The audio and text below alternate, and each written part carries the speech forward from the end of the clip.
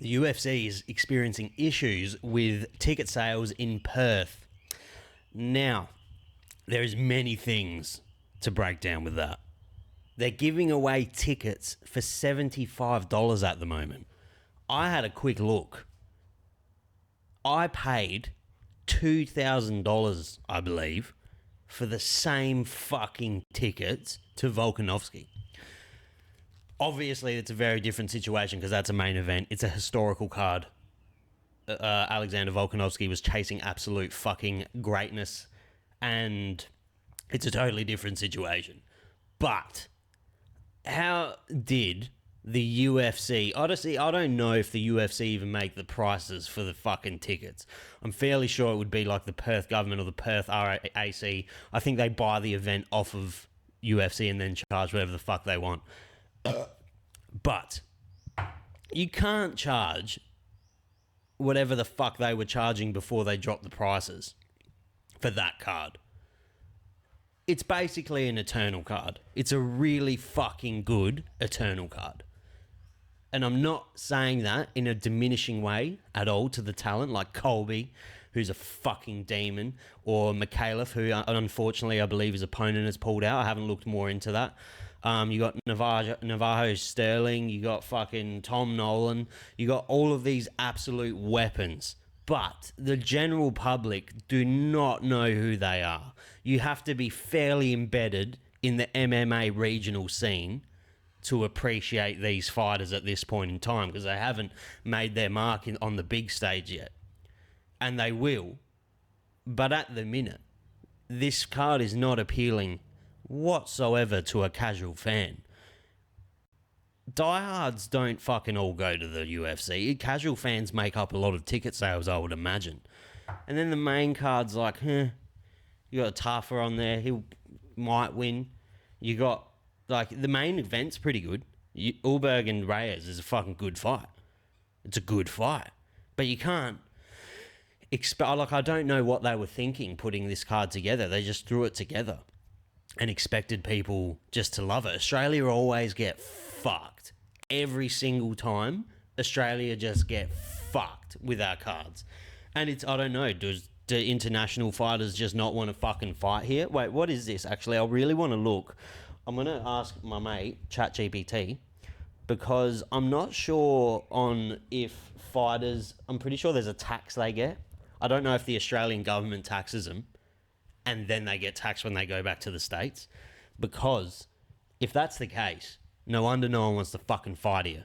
Because you're copping 50 cents to the dollar when you come to Australia, and then you're fucking getting taxed in America. Which, if you don't live in Texas, you're getting dicked.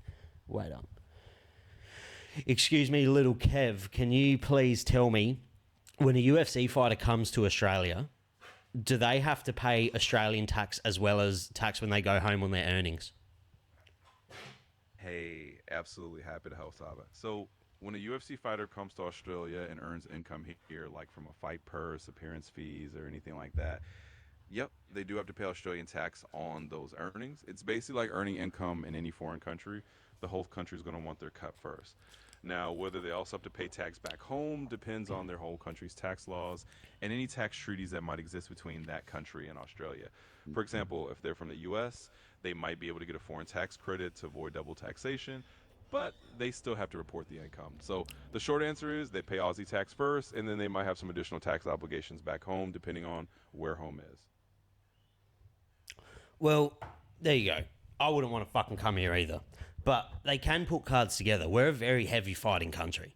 I don't understand why the UFC seems to overlook Australia. And having it in Perth is great and all, because the RAC is phenomenal, but it's a fucking headache to get to. If this card, dead set, I swear, if this card was in Melbourne or Sydney, it wouldn't be in Adelaide, because Adelaide's like, everyone overlooks Adelaide. If it was in Melbourne or Sydney, I legitimately would fucking go tomorrow. I would have booked a ticket and I would have gone. For $75 to go to the UFC, I would have fucking been there straight away. Flights would have cost... Melbourne would be wild because it's grand final. And that's another thing. They put it on fucking grand final weekend. What a poor choice. Who the fuck manages that? It's the main sport of the country. It's the biggest sport.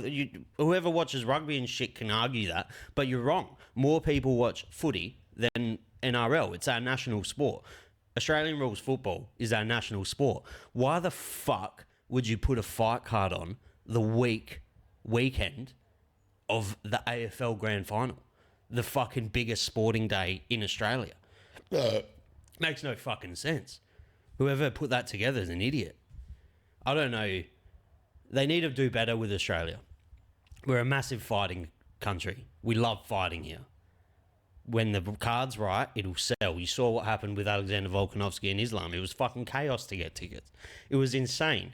That's because the card actually wasn't that great, but you topped it so good with a few fights. Like Emmett was on it. It was some fucking good fights on that card. You only need 3 or 4 really good names to sell it to the Australian fans. The card's still going to be phenomenal. I'll watch it all tomorrow.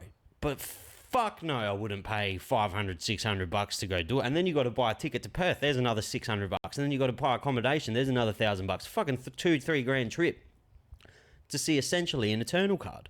It's fucking ridiculous. And that's not diminishing Eternal as a promotion. It's fucking fantastic. But the UFC need to respect Australian sport, like combat sports fans more, and bring us more names. And then we will buy the tickets. It's as simple as that. Anyway, put your picks in the bottom. Shout out to all the boys. I hope Colby, Tom, Colby, Nolan, Sterling, he's from NZ, I believe. All the boys fighting tomorrow. Hopefully Mikhailov, I don't know, I haven't checked that up, but hopefully his fight's still going through. Fucking Ulberg, I hope all those boys pull it through tomorrow because there's some underdogs on there. There's some good odds. There is some great odds. Colby at $2 plus is insane. Load up on him. Mikhailov at $2 if his fight's going through still. Load up on him. Some fucking bangers. But UFC, respect the fans.